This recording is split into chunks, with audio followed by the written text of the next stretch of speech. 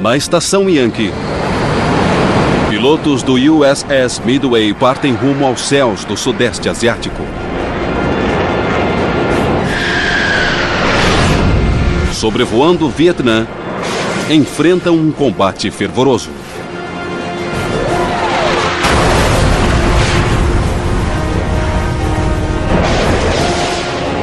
Os homens deste notório porta-aviões farão história. Derrubando o primeiro e o último MiG da guerra.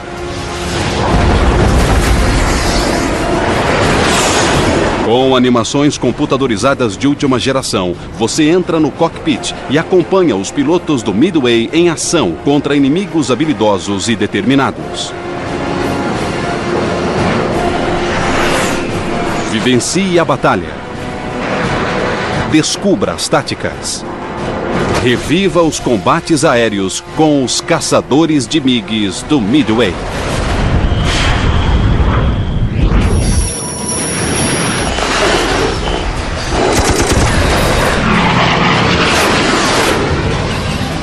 Combates aéreos, os caçadores de MiGs do Midway.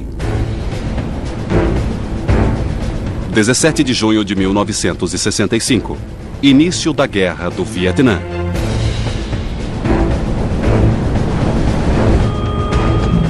Caças decolam do porta-aviões USS Midway na estação Yankee a 160 quilômetros da costa norte do Vietnã.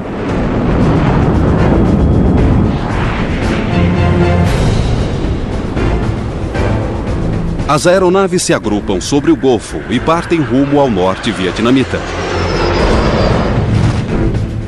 O alvo é a ponte férrea de Tan Nguyen, com o objetivo de retardar o transporte de suprimentos para o sul. Dentre eles, 2 F-4 Phantoms liderados pelo comandante Lou Page e o oficial de radar, o tenente J.C. Smith, no assento traseiro. A nossa missão nos caças F-4 era formar um escudo de proteção diante do alvo ao norte. A patrulha aérea permanece próxima ao alvo para interceptar aeronaves inimigas. O caça na escolta de Page e Smith é pilotado pelo tenente Dave Batson, com o oficial de radar vice-comandante Rob Doremus. Os aviadores do USS Midway terão um encontro com o destino. Nesta missão, eles derrubarão os primeiros MiGs da guerra do Vietnã. O pessoal do ataque tinha finalizado o trabalho e disseram missão cumprida quando eu disse vamos dar mais uma volta. Estávamos a 3.600 ou 4.000 metros de altitude e nós fizemos a órbita. E quando terminamos o giro de 360 graus, apareceram 2 alvos.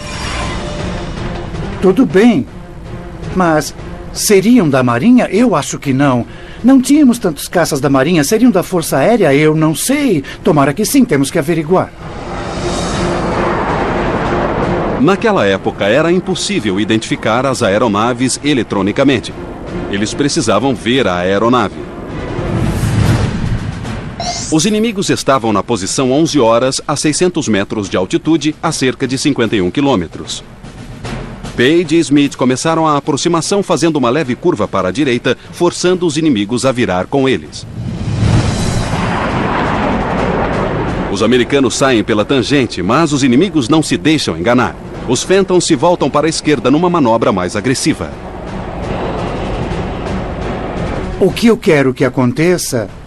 Eu quero que os MiGs virem na minha direção. É o truque da unha.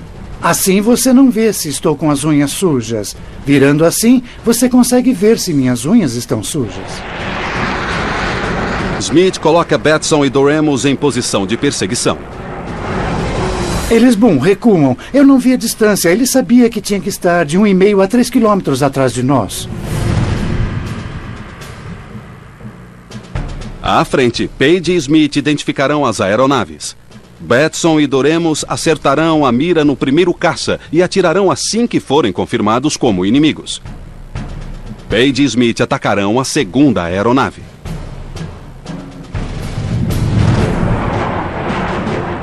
Nós partimos para cima.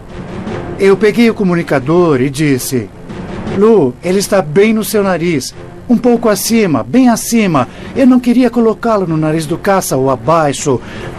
De repente, ele diz: lá estão eles. São 4. Foi quando eu soube que eram 4. Ele disse: MiGs, pois eles se viraram bem na nossa direção.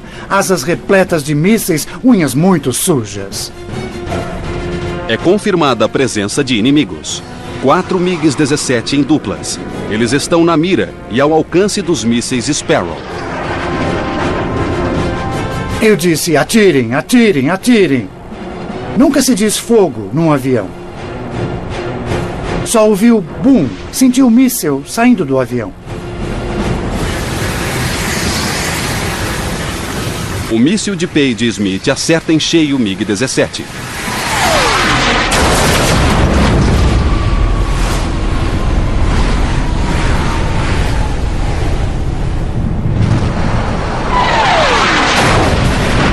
Os destroços da aeronave derrubam a escolta dos MiGs.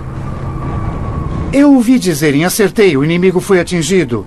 E na mesma hora eu olho para fora e eu vejo um míssil Sparrow passando por mim que tinha vindo do batedor atrás. O míssil de Batson atinge a segunda formação de MiGs.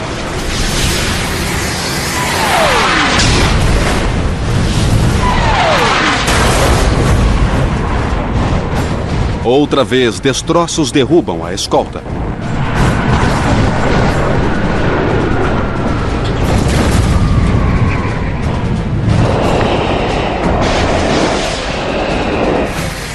Os pilotos dos Phantoms conseguem um feito histórico.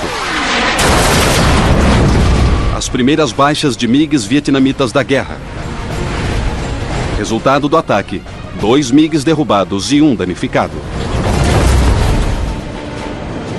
A vitória foi conquistada por soldados de um notório porta-aviões, o USS Midway. A sua história de sucesso começou meses antes do início da Segunda Guerra. Durante a Segunda Guerra, o porta-aviões se destacou por seu alcance de ataque ser muito maior do que qualquer outra embarcação, incluindo o navio de guerra. Quando lançado em setembro de 1945, o Midway foi o melhor exemplo de porta-aviões da Segunda Guerra Mundial, mas a corrida tecnológica ainda exigiria vastas mudanças. A aviação a jato era um desafio para os porta-aviões da Segunda Guerra Mundial. Aviões a jato são mais pesados, necessitam de mais força para a decolagem e de um espaço maior para o pouso em velocidades mais altas. Em 1955, o Midway foi reconstruído com várias inovações para a era dos aviões a jato, uma catapulta de lançamento de aviões pesados.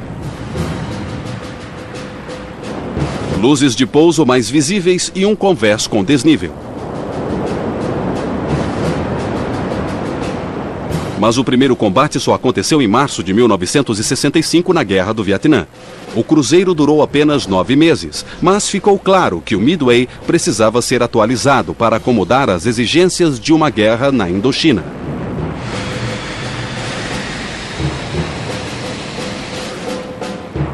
O porta-aviões voltou ao estaleiro em 1966 e durante 4 anos passou pela maior reforma já realizada pela Marinha até então.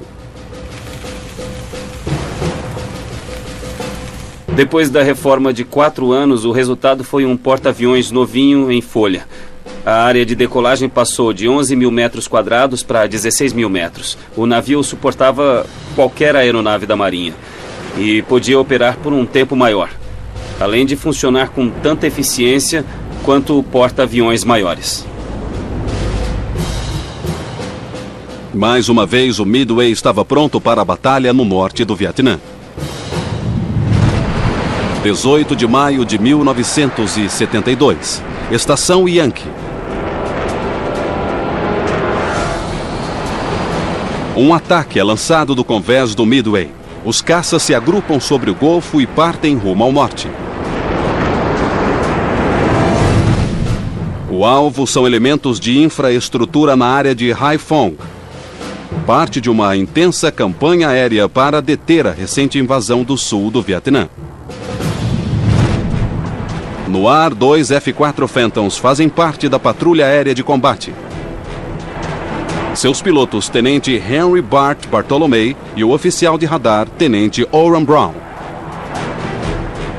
Entrei naquela missão como o avião sobressalente. O avião líder teve problemas hidráulicos na catapulta e teve que ser removido. Então decolamos no lugar dele. Na escolta de Bartolomei estava o tenente Pat R. Wood com o copiloto Mike Taco Bell. A missão era nos posicionar entre Haiphong e a base aérea de Cap para deter MiGs que viessem a desafiar a equipe de ataque. O nosso mantra se tornou MiGs em maio para Midway. Nós tínhamos a frase escrita no quadro negro da nossa sala. Tínhamos certeza de que nós íamos conseguir. Quando os Phantoms se aproximavam da base aérea de Cap, seus rádios captam uma transmissão. Inimigos. O coração acelera. Eles começam a descer lentamente. Bart Bartolomei vasculha os céus, pronto para avisar o caça na escolta Pat R. Wood de algum perigo. Quando olhei na direção norte, vi uma dupla de aeronaves prateadas. E sabia que não tínhamos nada daquela cor. Sabia que eram MiGs. Os Phantoms se preparam para o combate. Será um batismo de fogo. Na primeira missão sobrevoando o norte, terão a chance de derrubar MiGs em maio para o Midway. 18 de maio de 1972. 2 equipes F-4 Phantom do porta-aviões USS Midway estão prestes a entrar em combate no norte do Vietnã pela primeira vez. Sobrevoando a base aérea de Cap, eles avistam 2 MiGs-19. Partimos atrás deles. Queria que Pat estivesse a 900 metros acima de mim e me cobrisse enquanto eu partia para cima deles. R. Wood ganha altitude. Bartolomei mergulha e sai pela direita. Sobrevoando Cap, Bartolomei vira para a esquerda, posicionando-se atrás do inimigo. Eles perceberam a presença dele. Ambos tinham muito combustível. Tinham combustível jorrando dos tanques das asas. Quando vi aquilo, soube que se ainda tinham combustível nos tanques das asas, estavam abastecidos como nós. Eu segui da melhor maneira possível. Não tinha velocidade suficiente para chegar junto. Para manter a velocidade alta, tive que manter o nariz do caça um pouco atrás deles, sem puxar tanto na gravidade, como eles faziam na minha curva. Basicamente, o nariz apontava para trás da aeronave, em vez de para frente. Daí você o segue assim, atrasado. Enquanto Bart forçava os MiGs a fazer o círculo, e eles faziam o mesmo, eu estava numa posição mais alta. Fiz uma série de ioiôs bem altos. A manobra do ioiô faz uso da velocidade natural do Phantom. Cada movimento melhora o ângulo em relação às caudas dos MiGs para o lançamento de mísseis guiados por calor. Fiz o primeiro ioiô, mergulhando e subindo. Fiz outro e comecei a perder posição. Então, no terceiro, já sabia que estava indo para o interior do círculo. Estava começando a entrar na rota de Bart. Estava chegando perto demais dele. Naquele momento, decidi disparar para separar os MiGs. Senti o míssil saindo do caça e vi um MiG-19 desviando com tanta força que o míssil passou pela superfície horizontal da cauda. Os MiGs se separaram. Bartolomei parte no encalço do MiG de escolta e R. Wood segue atrás do líder. Ele usa de toda a sua habilidade para não perder o MiG-19. Você acelera tudo e o caça passa por você. Você já está pendurado no cinto de segurança, vira com toda a força para a esquerda e, neste caso, para enxergar o que está atrás, mas ele já tinha virado com tudo por trás de mim e eu o perdi de vista. O coração de Arwood acelera enquanto procura desesperadamente pelo MiG. Ele inicia a subida para 1.200 metros e nem sinal do inimigo.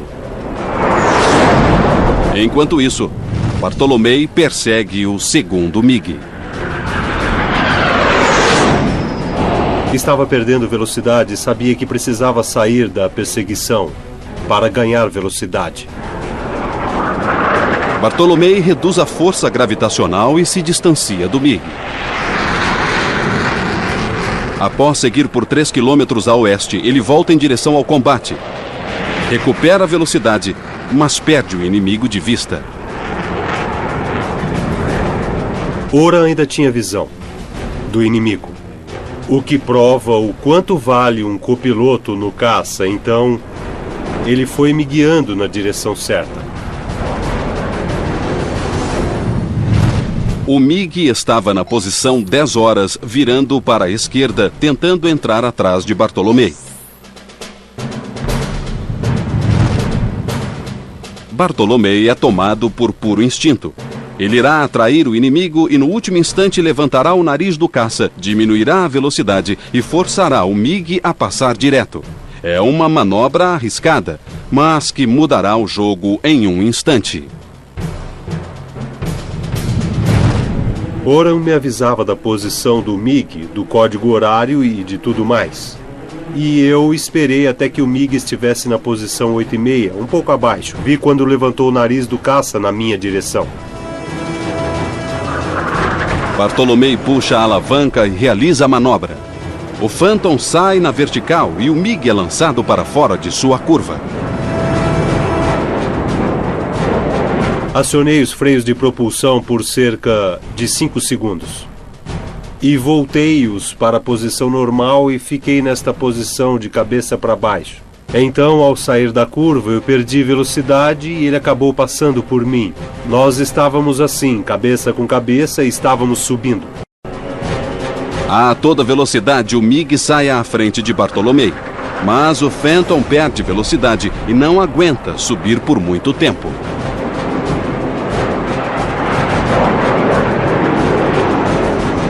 Felizmente, ele teve o mesmo problema e decidiu descer uma fração de segundos antes de mim. Então, o que aconteceu é que ele começou a descer um pouco na minha frente. Eu não estava a mais de 90 ou 100 metros atrás dele. É perto demais para disparar um míssil. Ele está na posição perfeita para disparos de metralhadora. Mas o F-4 não possui uma. Ele tenta se distanciar para o disparo do míssil, mas sem perder muita velocidade. Ao leste, Pat Arwood continua sua busca incessante. Eu não parava de procurar pelos MiGs. Procurava qualquer coisa que pudesse achar. Eu não vi ninguém, então comecei a ficar preocupado. Olho para baixo e vejo a pista de pouso da base aérea repleta de crateras de explosões remendadas. Se tivermos que pousar aqui, não vai ser fácil.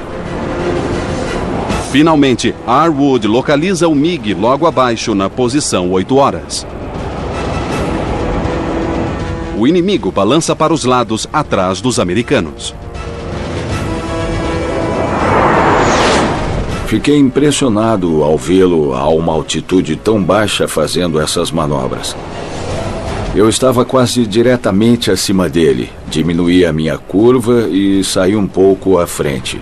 Como ele continuou a virar, eu inclinei uns 130 graus e baixei o nariz do caça na direção dele. O Phantom parte na direção do inimigo sem que ele perceba. Parece que Arwood encontrará um alvo fácil. Mas, de repente, o MiG sai em disparada. Parece que ele me viu quando abaixou a asa esquerda. Daí ele fez uma curva bem fechada para a esquerda.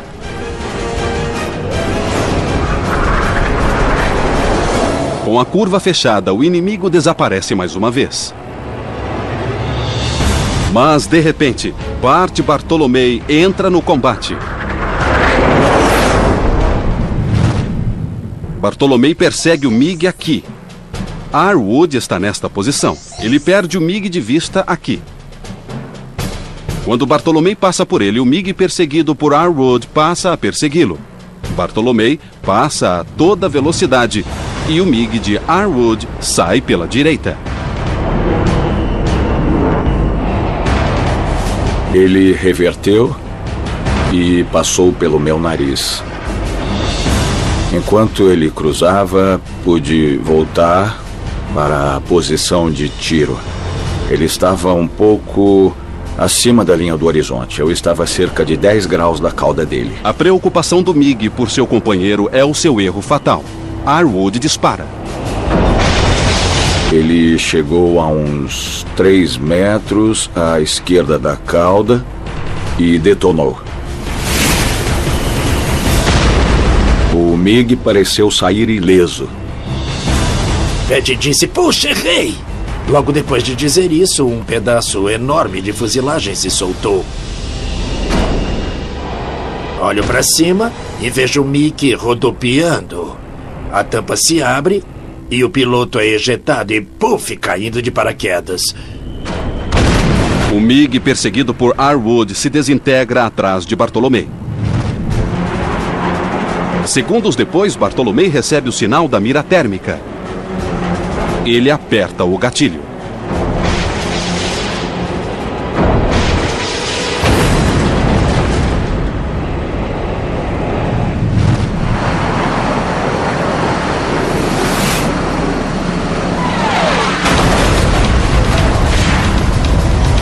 Em sua primeira missão pelo norte, Bartolomei e Arwood derrubam MiGs em maio para o Midway.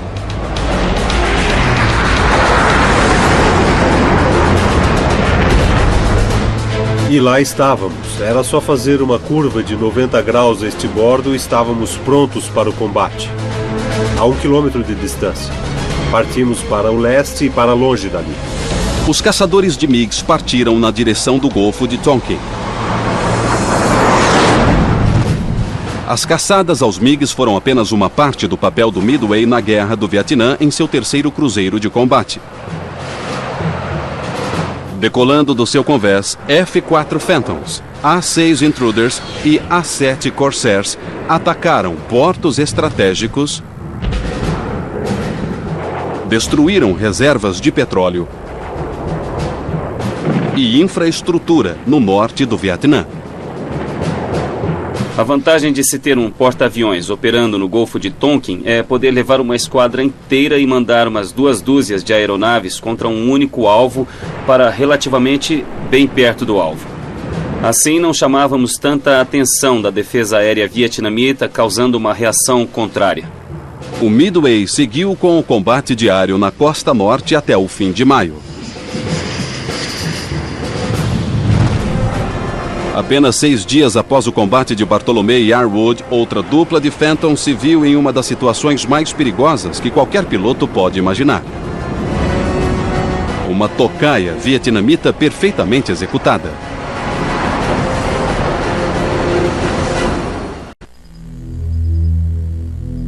23 de maio de 1972. 2 F-4 Phantoms do porta-aviões USS Midway sobrevoam o interior do norte vietnamita. Eles patrulham os ares em apoio a bombardeios contra alvos em Haiphong, como parte da estratégia de impedir a invasão do Vietnã do Sul. O caça-líder é pilotado pelo vice-comandante Muggs e o seu oficial de radar, tenente Jack Ent. Muggs e eu, sei lá, nós já nos conhecíamos. Tínhamos um senso de humor meio esquisito no cockpit. Eu dizia a ele, só tem uma coisa, não quero morrer de surpresa. Se o meu último pensamento for, mas o que foi isso? Vou te assombrar por toda a eternidade. O tenente Mike Rebb voava na escolta de Muggs, junto de seu oficial de radar, o tenente Junior Gray Ken Crandall. Ao iniciar a descida à base aérea, o rádio capta uma transmissão. Foi um aviso de que tínhamos inimigos a 100 quilômetros. Eu disse, ele falou inimigos? Jack disse que sim, e eu disse confirmar inimigos. Ele disse, Oswald, aqui é o Bullet. Confirma a presença de inimigos? Ele disse que sim, e mais, prepare-se para atirar. É o momento decisivo para um piloto. Muggs ajusta a direção e parte na direção dos inimigos, mantendo velocidade mínima para economizar combustível. Mas o trajeto os leva ao coração do espaço aéreo inimigo, acima da base aérea de Cap.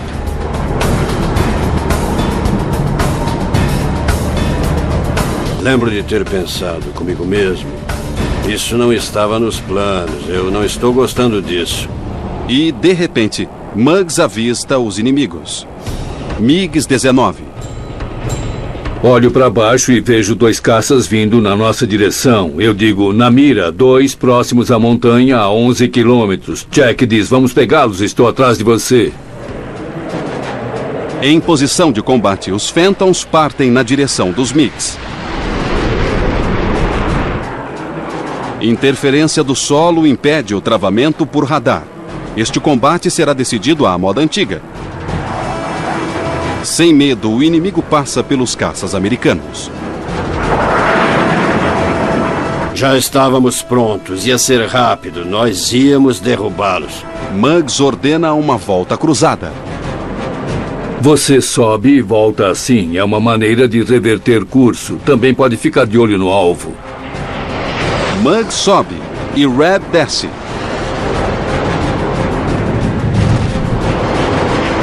Mas logo que iniciaram a manobra, desastre. Na metade da volta chovia MiGs.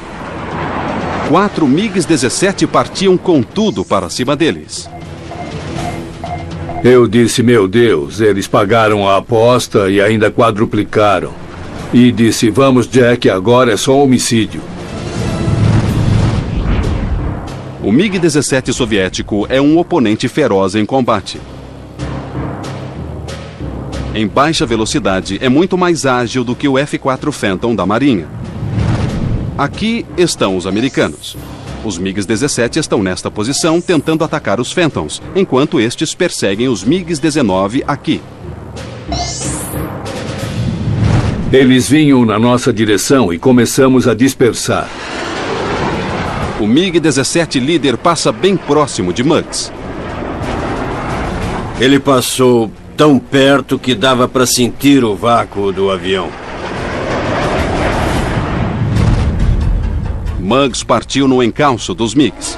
Ele usou de uma manobra clássica chamada ioiô baixo. O caça desce e em seguida sobe, penetrando na curva dos MiGs e ganhando velocidade.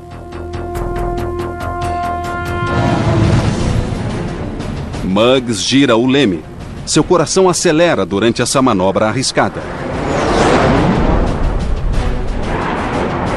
Ao apontar o nariz do caça para o horizonte, encontra um MiG-19 bem à sua frente. Ele faz uma suave troca de alvo. A melhor estratégia ao estar cercado de inimigos. A melhor opção de tiro para Muggs é o rolo lateral por fora, o que melhora o ângulo em relação à cauda do MiG.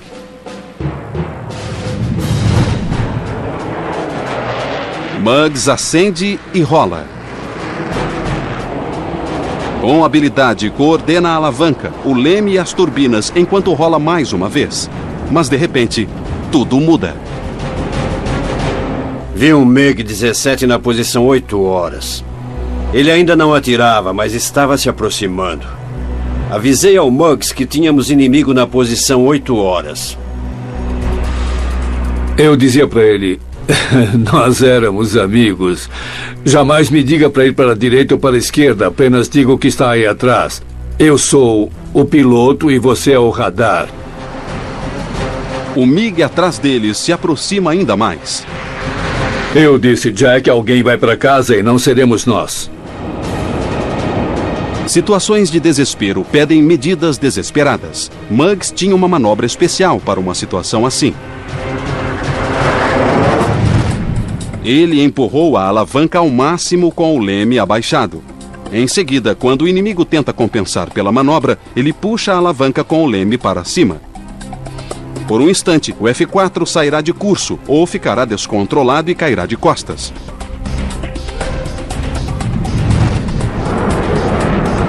Muggs empurra a alavanca para frente e pisa forte no pedal esquerdo do leme. Em seguida, puxa para trás com força. O F-4 rola no ar numa manobra espetacular possível apenas para os melhores pilotos de caças. Nós saímos de curso a cerca de 450 metros de altitude. Depois da rolagem, o Jack diz: "Mas que diabos está fazendo?" Eu tentava manter os olhos no MiG e, de repente, saio batendo pelo cockpit dizendo: "Que diabos está fazendo?" E, de repente, o avião volta à posição normal e ele está no controle da situação. Quando olho para trás, procurando o MiG, não o encontro. Ele diz: "Tem um na nossa frente." O piloto vietnamita, surpreso, foi parar à frente do caça de Muggs. Muggs recebe o sinal da mira térmica e dispara.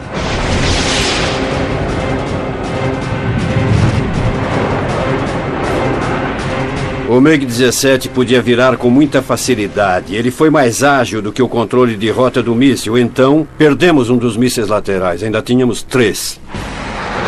O MiG-17 segue na curva à direita, mas Muggs não consegue persegui-lo. Ele faz a rolagem lateral de descida. Com tantos MiGs ao redor, ele precisa seguir em frente, sem se prender a um único alvo. Eu tentei manter a velocidade alta, evitando ser previsível. Muggs segue em frente com outro MiG-17 bem no seu nariz.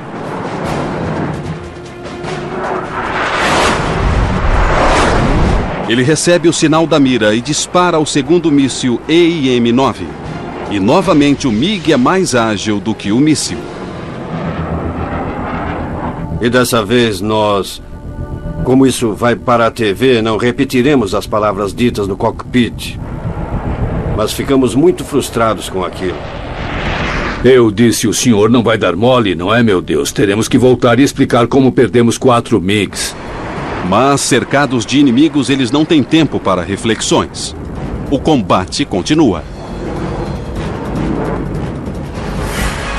Eu olho para trás e vejo um deles na posição 4 horas, disparando tiros de munição 37 contra nós.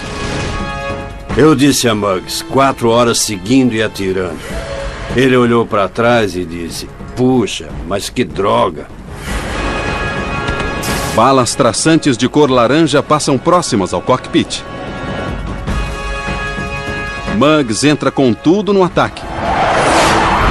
Quando, de repente, o MiG interrompe o ataque. Ele apareceu na minha frente e quando olhei para cima, como já tinha pilotado o MiG-17, sabia que ele não me via. Muggs consegue escapar do MiG bem debaixo do seu nariz. Para virar o jogo, ele cortará a aceleração, empurrará a alavanca e acionará o reverso. A manobra forçada de gravidade zero e a perda de velocidade farão com que o MiG passe à sua frente. É mais uma brilhante manobra de um piloto brilhante.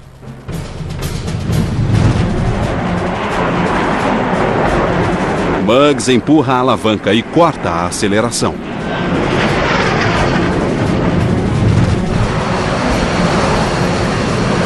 O inimigo passa com tudo pelo Phantom. Eu estava a uns 15 metros do cockpit dele. Dava para ver facilmente o piloto. O MiG mergulha e rola para trás na tentativa de alcançar o caça americano. Pela terceira vez, a mira de Muggs trava no caça inimigo. E ele dispara um de seus mísseis. Ele saiu em disparada e eu pensei: meu Deus, erramos de novo. E senti um enorme desespero e de repente a cauda do caça se solta.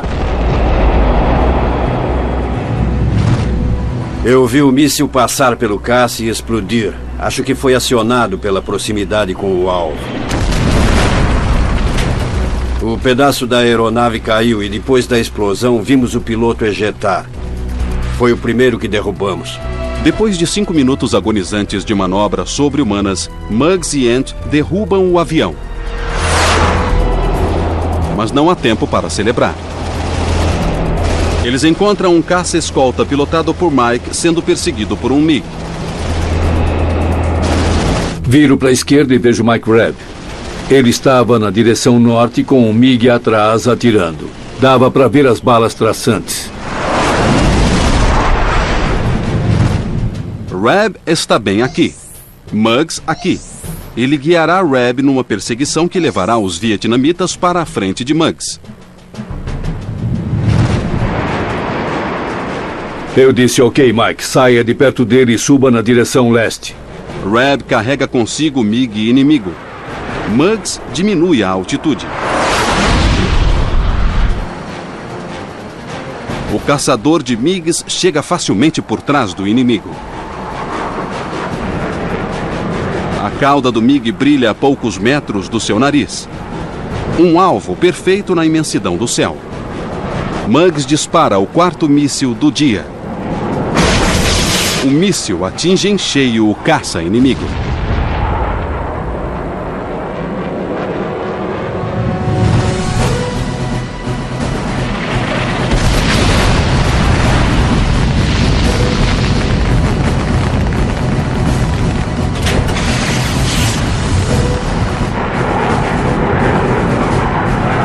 Ficamos eufóricos. Eu estava molhado de suor e de beber toda a nossa água. Batia na tampa do cockpit e gritava, viu o que fizemos? Derrubamos dois caças.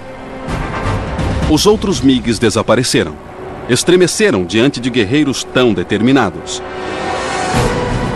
Eufóricos, os americanos partem de volta para o Midway. Mas a briga não terminou. Antes do final do conflito, o inimigo ataca de novo sobre o oceano e leva a guerra até o Midway. 12 de janeiro de 1973. Os dias finais da Guerra do Vietnã. 2 Phantoms da Marinha decolam do Midway diante de um céu nublado. Eles voam com a Barcap, uma patrulha aérea de combate entre a costa norte do Vietnã e o Midway. Eles interceptarão qualquer MiG que voe na direção dos navios americanos no Golfo. O caça-líder é pilotado pelo tenente Vic Kovaleski e o oficial de radar Jim Wise. Na sua escolta, o tenente Pat R. Wood e o oficial de radar guarda-marinha Lynn Oates. Quando chegam à estação, o controlador aéreo avisa pelo rádio que um avião inimigo se aproxima do Midway.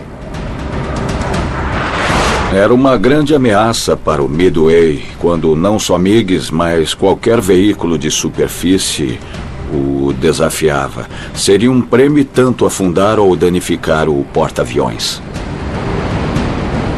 Ele possuía um bom sistema de defesa, como a bateria de mísseis antiaéreos. Mas como na Segunda Guerra Mundial, a principal defesa de um porta-aviões é a sua tripulação.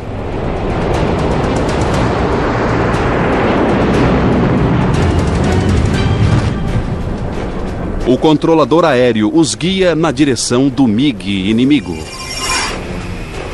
Quando diminuíamos a altitude, vi que o localizou. Estava na posição 11 horas. Estávamos a cerca de 3.000 metros de altitude e o MiG estava a cerca de 19 quilômetros de distância. O MiG segue na direção dos americanos. A 3 quilômetros dali, os vietnamitas localizam os Phantoms e partem para o confronto.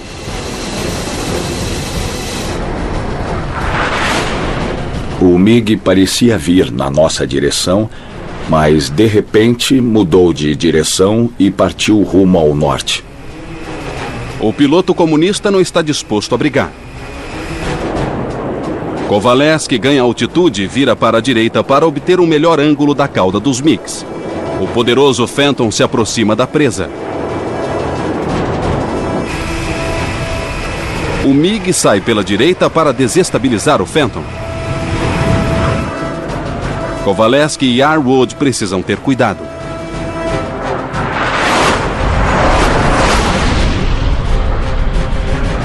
Kovaleski se aproxima da distância de disparo. Ele recebe o sinal da mira e dispara. O primeiro míssil de Vic detonou próximo à cauda. Tenho certeza de que o piloto sabia que estava danificado. E certamente o dano era bem maior do que podíamos ver à distância.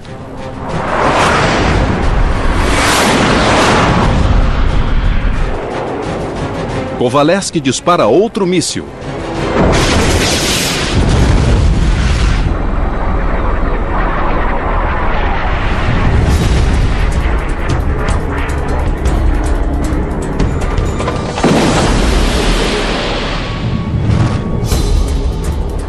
Quando o segundo míssil passou pela cauda e explodiu, o MiG arremeteu com força num ângulo de 90 graus e praticamente parou. Daí rolou para a direita e mergulhou rumo ao mar.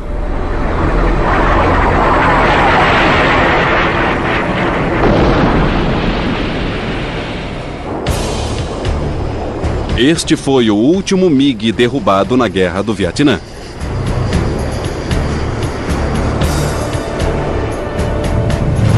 No dia 27 de janeiro de 1973, os Acordos de Paz de Paris são assinados e chega ao fim o envolvimento dos Estados Unidos na Guerra do Vietnã. Entre 1965 e 1973, os americanos contabilizam mais de 200 MiGs derrubados, 8 deles derrubados por pilotos do USS Midway. O Midway foi a plataforma de onde partiram os pilotos que derrubaram o primeiro e o último MiG da guerra. O Midway serviu durante toda a Guerra Fria. Foi modernizado novamente em 1986 e equipado com os novos F-18 Hornet. Ele saiu em combate pela última vez em 1991 como um símbolo bélico na Batalha do Golfo Pérsico. Durante 43 dias de combate, o Midway lança 3.339 aeronaves de combate numa média de 121 por dia. São 2.000 toneladas de bombas e mísseis despejadas sobre alvos inimigos. É um feito impressionante, o último feito deste porta-aviões. Em 1991, logo após o sucesso da Operação Tempestade do Deserto, ficou decidido que o Midway seria desativado antes do planejado. A idade já estava pesando, além do fato de esse porta-aviões ser pequeno demais para conseguir operar com os aviões da nossa frota. Após 47 anos de serviço, o Midway é dispensado na base aérea de North Island, em San Diego, no dia 11 de abril de 1992. Como reconhecimento por sua atuação brilhante nas guerras do Vietnã e do Golfo Pérsico, o porta-aviões não foi enviado para o cemitério de navios. Agora ele virou um museu em San Diego e está disponível à visitação do público. Todos podem ver esse navio que foi um marco na história dos porta-aviões. É um legado justo para os homens e mulheres que serviram no Midway e para os bravos pilotos que decolaram do seu convés. Homens que sobrevoaram céus inimigos.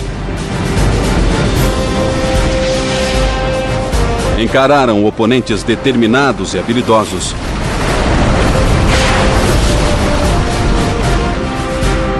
E retornaram para o Midway como os caçadores de MiG.